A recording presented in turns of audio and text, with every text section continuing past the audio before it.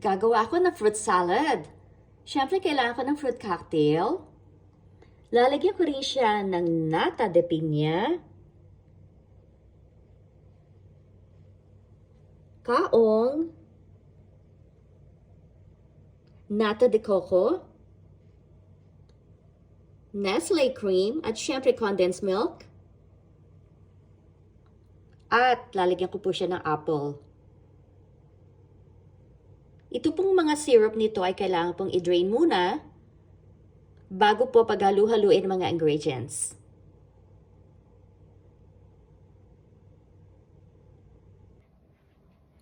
Okay, so na-drain na ang lahat ng syrup ng ating ingredients to make the fruit salad. At naghiwa rin po ako ng 3 pieces of apples. So, next step po ay, syempre, lalagyan ko ng Nestle cream.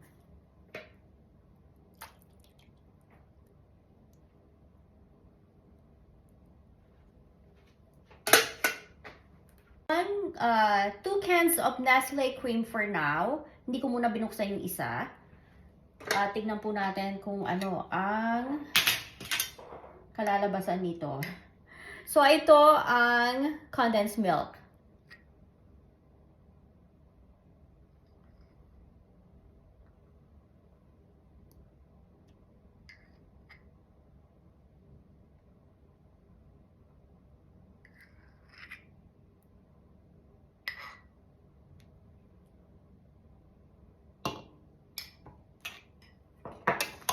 Okay, so i-mix ko na po siya.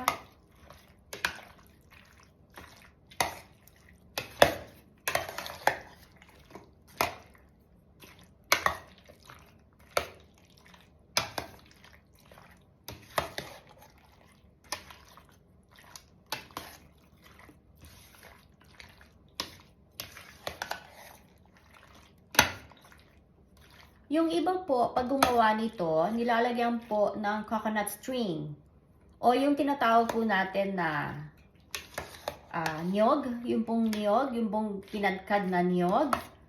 Pero ako po, hindi po talaga ako naglalagay kasi madali pong masira ang fruit salad. Yung pong alam ko ha, madali pong masira ang fruit salad pagka meron po siyang coconut string.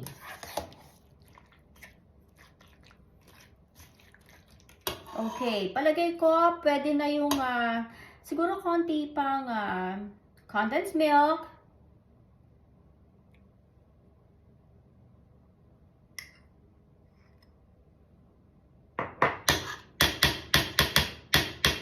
Pero yung Nestle cream, palagay ko okay na yan sa Nestle cream. At after po nito, pwede na po itong palamigin. And this actually should be served chilled. Okay, so haluin ko lang pong mabuti.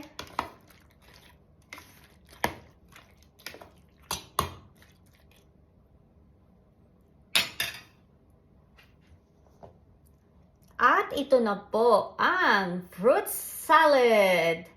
Napakadali pong gawin at alam ko po na meron din po kayo sariling version ninyo na paggawa na inyong fruit salad. Pero ganun pa man, alam naman ninyo, basta't holiday season, ang lahat po ay gumagawa nitong fruit salad para po dessert ng ating mga bisita, dessert ng pamilya. At syempre, excited parate basta't may fruit salad. Marami pong salamat sa manonood. See you guys later. Bye!